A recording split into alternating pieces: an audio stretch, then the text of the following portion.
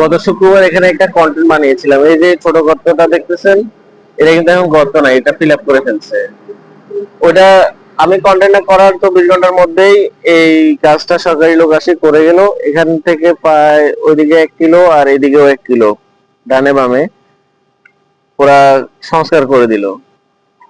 এবং কথা সেটা না, কথা হচ্ছে যে আপনারা আপনাদের পাশের রাস্তাগুলোও এরকম কন্টেন্টের মাধ্যমে তুলে ধরবেন, তাইলে এই সরকারি লোক সেটা দেখবে, কোনো লোক দেখলে সেটা তাড়াতাড়ি কাজ করতে তারা আগ্রহ পাবে।